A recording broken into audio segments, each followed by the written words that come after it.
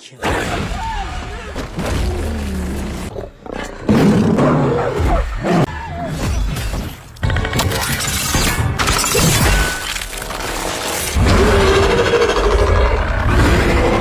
Movie की कहानी set है 1719 में। मूवी के शुरुआत में हम एक लड़की को देखते हैं जिसका नाम है नारू कीमा। वो एक कबीले की मेंबर है। उसका एक बड़ा भाई है जिसका नाम है ताबे, और नारू अपने कबीले की मेडिसिन एक्सपर्ट है। मतलब एक तरीके से वो अपनी कबीले की डॉक्टर है, लेकिन उसे मेडिसिन में कोई इंटरेस्ट नहीं होता। उसे शिकार करना पसंद है अपने बड़े भाई की तरह। नारू भी अपने बड़े भाई की तरह एक बड़े शिकार का शिकार करना चाहती है ताकि वो अपने कबीले में एक ऊंचे रुतबे पे पहुंच सके। लेकिन 1719 के हिसाब से औरतों को सिर्फ घर के काम करने की ही परमिशन थी, लेकिन फिर भी नारू अपने काम के बीच बीच में ही हंटिंग प्रैक्टिस किया करती थी। ये बात उसके बड़े भाई को पता थी, लेकिन उसे छोटी बच्ची समझकर जाने देता था। तो एक दिन नारू अपने हंटिंग की प्रैक्टिस करते करते आसमान की तरफ एक रोशनी को देखती है। उसे लगता है कि ये एक फिनिक्स है। फिनिक्स मतलब फायरबर्ड, और ये बात वो अपने बड़े भाई को भी बताती है, लेकिन उसका बड़ा भाई ताबे इस बात पे बिल्कुल भी यकीन नहीं करता। इसके बाद हमें एक सांप को दिखाया जाता है जो कि एक चूहे का शिकार करने के लिए आगे बढ़ रहा है, लेकिन तभी कोई अनजान सी अदृश्य सी चीज सांप को मार देता है और उसको बीच में से चीर के रख देता है। इसके बाद नारू जब अपनी हंटिंग की प्रैक्टिस से वापस आ रही थी, तब उसे पता चलता है इत्सी नाम की कोई एक लड़की गायब है और उसे कोई शेर उठा के ले गया है। तो कबीले के अंदर जितने भी मर्द थे वो सभी इत्सी को ढूंढने के लिए निकल जाते हैं। तो अब सारे लोग जंगल के अंदर इत्सी को ढूंढने लगते हैं और उन लोगों के पीछे पीछे नारू भी आ जाती है। उसका बड़ा भाई उसे अपने साथ लेने के लिए मान जाता है, क्योंकि वो मेडिसिन एक्सपर्ट है और किसी को भी अगर चोट लगे तो वो उन्हें ठीक कर सकती है। शाम हो जाती है और उन्हें इत्सी मिल भी जाती है, लेकिन इत्सी जिंदा थी। इसके बाद नारू उसे कुछ मेडिसिन देती है जिससे वो कुछ वक्त के लिए ठीक हो जाती है। तो अब रात हो जाती है और इत्सी को लेके वापस कबीले में जाना होगा, लेकिन उस लायन का भी शिकार करना है। इसीलिए ताबे अकेले उस लायन का शिकार करने के लिए जाता है और नारू से कहता है बाकी मेंबर्स के साथ कबीले में वापस लौट जाए। और ताबे के जाने की कुछ देर बाद नारू को उसी सांप की लाश मिलती है जिसे उस अनजान चीज ने मार डाला था। और उस मरे हुए स्नेक को देखकर नारू को यह डाउट होता है ये कोई लायन का काम नहीं है। उसे ऐसा लगता है कि यहाँ आसपास एक बहुत बड़ा भालू है, लेकिन एक भालू भी इस तरीके से शिकार नहीं करता। तो नारू अपने बड़े भाई को इस बारे में बताने के लिए चली जाती है और उसके पीछे पीछे ग्रुप का एक मेंबर भी जाता है उसके प्रोटेक्शन के लिए। इसके बाद वो अपने बड़े भाई के पास जाकर स्नेक के बारे में सब कुछ बता देती है, लेकिन उसका बड़ा भाई फिर भी लायन का शिकार करना चाहता है।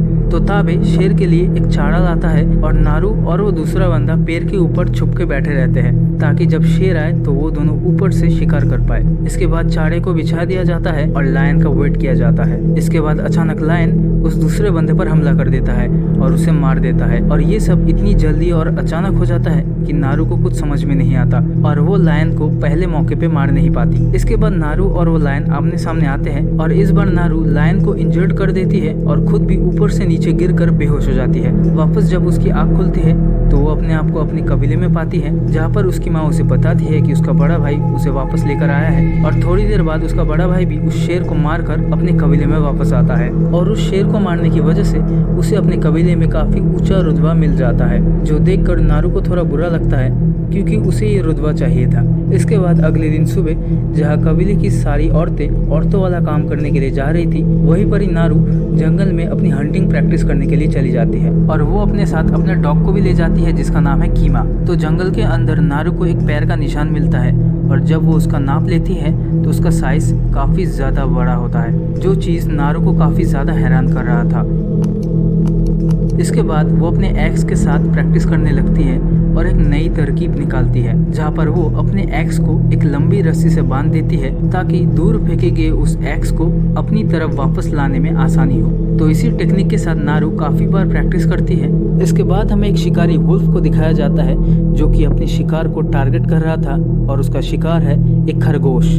और इस शिकार और शिकारी का खेल वही अनजान चीज देख रहा था। इसके बाद वो वुल्फ खरगोश का पीछा करने लगता है और उस खरगोश को बस पकड़ने ही वाला होता है कि वही चीज उस वुल्फ के ऊपर हमला कर देती है और उस वुल्फ को कुछ समझ में नहीं आता कि आखिर किसने उसके ऊपर हमला किया। लेकिन उस वुल्फ को वो इनविजिबल चीज दिखाई देती है और वो वुल्फ भी उसके ऊपर हमला करने लगता है, लेकिन वो इनविजिबल चीज उस वुल्फ के पेट के अंदर अपना हथियार डालकर उसके पेट को फाड़ देता है और उसके सर के साथ उसकी रीढ़ की हड्डी को बाहर निकाल देता है। इससे हमें ये पता चलता है कि इनविजिबल चीज जो भी है ये सर्वाइवल के लिए शिकार नहीं कर रहा था, ये मजे के लिए शिकार कर रहा था, जो कि काफी ज्यादा खतरनाक बात है। इसके बाद वो इनविजिबल शिकारी उस वुल्फ के स्किन को पिघलाकर उसके स्कल को अपने पास रख लेता है एज ए विक्ट्री सिंबल। और फिर तब हमें पता चलता है कि ये इनविजिबल चीज आखिर है कौन। ये है प्रेडिटर, एक एलियन जिसे शिकार करना पसंद है, और वो यहाँ पर आया है एक बीस्ट के तलाश में जो उसे एक कड़ी टक्कर दे ताकि वो अपने शिकार करने की एबिलिटी को बढ़ा सके। इसके बाद हमें नारू को दिखाया जाता है जो कि अपनी जर्नी में निकल चुकी है और उसके जर्नी का मकसद है एक बड़े शिकारी का शिकार करना। इसके बाद नारू को नजर आता है बहुत सारे मरे हुए बफलोस जिनके स्किन को निकाल दिया गया है। तो अब नारू उस शिकारी का पीछा करने लगती है जिसने इन बफलोस को मारा। इसके बाद नारू एक दलदल में फंस जाती है जहाँ से वो आसानी से निकल नहीं पाती, लेकिन नारू अपने एक्स की मदद से निकलने की कोशिश करती है। वो बहुत बार ट्राई करती है लेकिन वो फेल हो जाती है और वो बस दलदल में डूबने ही वाली होती है। उसका एक्स जाके पेड़ की डालियों में अटक जाता है और वो वहाँ से निकल पाती है। इसके बाद प्रेडिटर भी उस बफलो के वहाँ पर पहुँचता है। इसका मतलब प्रेडिटर ने उन बफलोस का शिकार नहीं किया, इस जंगल में कहीं दूसरे शिकारियाँ भी मौजूद है। इसके बाद नारू आगे बढ़ती है और उसे नजर आता है एक बहुत बड़ा भालू जो कि अपने शिकार को खा रहा था। तो नारू अपने तीर कमान से भालू के ऊपर अपना टारगेट सेट करती है, लेकिन उसका कमान टूट जाता है जिस वजह से भालू को पता चल जाता है कि यहाँ पर आसपास कोई इंसान है और वो भालू नारू के पीछे पड़ जाता है। लेकिन खुशकिस्मती से नारू के डॉग कीमा ने भालू का अच्छी तरीके से ध्यान अपनी तरफ खींच लिया था, जिस वजह से वो भालू अब कीमा का पीछा करने लगता है। लेकिन थोड़ी देर बाद वो भालू वापस आता है और नारू का पीछा करने लगता है। एक लकड़ियों के घेरे के अंदर घुस जाती है जहाँ पर वो भालू आसानी से पहुँच नहीं सकता, और फिर इसके बाद वही प्रेडिटर उस भालू के ऊपर अपना हमला कर देता है और उस भालू को बहुत ही बुरी तरीके से मार देता है। और ये देखकर नारू काफी ज्यादा डर जाती है और नदी के बहाव के साथ वहाँ से निकल जाती है। नदी से बाहर निकलने के बाद नारू जंगल के अंदर चली जाती है और वहाँ पर उसे अपने कबीले के लोग मिलते हैं जो उसे वापस ले जाने के लिए आए हैं, लेकिन नारू वापस नहीं जाना चाहती। तो वो लोग जबरदस्ती नारू को अपने साथ लेकर जाते हैं, लेकिन तभी उन लोगों को उस प्रेडिटर की आवाजें सुनाई देती है। तो वो सारे लोग बहुत ही ज्यादा चौकन्ने हो जाते हैं, लेकिन वो प्रेडिटर उनमें से एक बंदे के ऊपर लेजर से अपना टारगेट सेट करता है और फिर उसके ऊपर 3 हमले करता है। और ये सारी चीजें नारू बहुत अच्छी तरीके से नोट करती है। इसके बाद बाकी सभी तीर कमान से उस प्रेडिटर के ऊपर हमला करने लगते हैं और वह प्रेडिटर सबके सामने बाहर आता है और उन सभी को एक एक करके बहुत ही ब्रूटली मार डालता है। तो नारू वहाँ से भागकर बड़े घास की मैदानों में जाकर छुप जाती है अपने एक साथी के साथ, और वो प्रेडिटर इनविजिबल होकर वहाँ पर पहुँचता है और वो अपने थर्मल इमेजरी की मदद से उन दोनों को देख लेता है और उनके ऊपर अपना लेजर टारगेट सेट करता है। और नारू को इस बात की भनक हो जाती है और वो उसे लेके भागने लगता है और वो प्रेडिटर भी उनके पीछे भागने लगता है और वो प्रेडिटर उस दूसरे आदमी को मार देता है और नारू आगे जाकर एक ट्रैप में जाकर फंस जाती है और वो प्रेडिटर उसके पास पहुंचता है लेकिन उसे कुछ नहीं करता।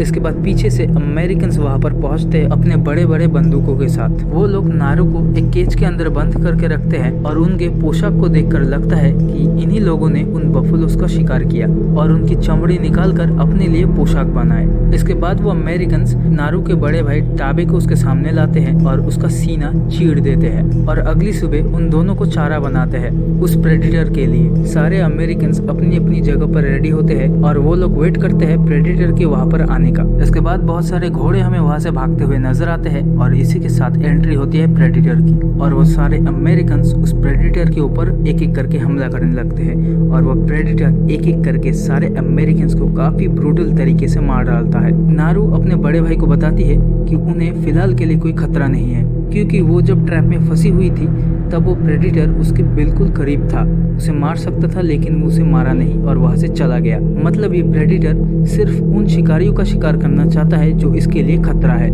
जिन्हें ये प्रेडिटर खतरा नहीं मानता उनका ये प्रेडिटर शिकार नहीं करता। तो इस वक्त तक नारू प्रेडिटर के बारे में काफी ज्यादा इंफॉर्मेशन गैदर कर चुकी थी और ताबे को भी पता था कि उसकी बहन बहुत ज्यादा स्मार्ट है। इसके बाद वो दोनों अपने आप को छुड़ा लेते हैं और ताबे अपने वहां से निकलने के लिए घोड़ों के पीछे भागता है और नारू अमेरिकन की बेस की तरफ जाती है अपने हथियारों को लेने के लिए। नारू के वहां पर पहुंचते ही उसे नजर आती है कीमा, लेकिन वहां पर 2 अमेरिकन भी थे। तो नारू उन अमेरिकन से लड़कर कीमा को वहां से छुड़ा लेती है, लेकिन तभी वहां पर एक दूसरा घायल इंसान अपनी बंदूक के साथ पहुंचता है और उससे कहता है कि नारू उसे मेडिसिन दे और वो उसे बदले में उस बंदूक को चलाना सिखाएगा। तो डील के मुताबिक नारू उसे मेडिसिन देती है और वो इंसान उसे उस बंदूक को चलाना सिखाता है। इसके बाद वह प्रेडिटर वहाँ पर पहुँचता है और वो इंसान मरने की नाटक करता है। नारू जाकर छुप जाती है। फिर वो प्रेडिटर का पैर गलती से उस घायल इंसान के पैर के ऊपर पड़ जाता है, जिससे वो घायल इंसान बहुत जोर से चीखता है और प्रेडिटर उसे मार डालता है। इसके बाद कीमा उस प्रेडिटर की तरफ आगे बढ़ता है और वो प्रेडिटर कीमा के ऊपर अपना लेजर टारगेट सेट करता है, लेकिन तभी पीछे से घोड़े में सवार तावे प्रेडिटर के सर पे हमला कर देता है, जिससे उसका हेलमेट नीचे गिर जाता है, जिससे लेजर लाइट निकलती है और प्रेडिटर की शूट की गई गोलियां कीमा को लगने की बजाय एक पैर में जाकर लगती है और ये चीज नारू बहुत अच्छी तरीके से देख लेती है। इसके बाद ताबे बहुत ही बहादुरी के साथ प्रेडिटर का सामना करता है और उसे कड़ी टक्कर देता है, लेकिन अपने बहन को बचाने के लिए वो अपने आप को कुर्बान कर देता है। नारू अपने भाई की मरने की गम में बहुत ज्यादा रोती है और फिर उसे नदी के उस पार एक अमेरिकन नजर आता है और नारू उस अमेरिकन को पीछे से मारकर बेहोश कर देती है। और अब नारू उससे अपना बदला लेगी, क्योंकि उसने चाकू से उसके बड़े भाई की सीने को चीर डाला था। इसके बाद वो अमेरिकन अपने पास रखे बंदूक लेकर नारू को मारने ही वाला होता है कि वो प्रेडेटर वहां पर पहुंचता है, लेकिन वो नारू को कुछ नहीं करता। वो नारू के बिल्कुल पास से होकर गुजरता है और उस अमेरिकन को मार डालता है और नारू पीछे से अपनी बंदूक की मदद से उस प्रेडेटर के सर में शूट कर देती है, जिससे उसका हेलमेट नीचे गिर जाता है और नारू वो हेलमेट लेकर वहां से भाग जाती है। और फिर नारू उस प्रेडेटर के लिए एक ट्रैप सेट करती है, एक बहुत बढ़िया ट्रैप। प्रेडेटर नारू को ढूंढते हुए एक जगह पर आ रुकता है और ठीक उसके ऊपर पेड़ की डाली में होती है नारू। नारू ऊपर से प्रेडेटर के ऊपर हमला कर देती है और फिर उन दोनों में काफी ज्यादा लड़ाई होती है, लेकिन नारू किसी तरीके से दलदल वाले इलाके में ले जाने में कामयाब हो जाती है और वो प्रेडेटर दलदल में डूब जाता है। लेकिन फिर भी वो प्रेडेटर उस दलदल से बाहर निकल आता है और उसके ठीक सामने होती है नारू और वो प्रेडेटर नारू के ऊपर अपना लेजर टारगेट सेट करता है और तभी प्रेडेटर के पीछे रखी उसी की हेलमेट से निकलती हुई लेजर प्रेडेटर के सर में लॉक हो जाती है और जैसे ही प्रेडेटर शूट करता है उसका तीर नारू के पास से होकर गुजरकर सीधा घूमकर उसके सर में आ लगता है और प्रेडेटर की वहीं पर ही मौत हो जाती है। इसके बाद नारू उस प्रेडेटर का सर अपने कबीले में वापस ले आती है और इस वजह से उसे वही ऊंचा रुतबा मिलता है जो वो हमेशा से पाना चाहती थी और उस रुतबे का नाम है कत्था मिया। और मूवी यहीं पर ही खत्म।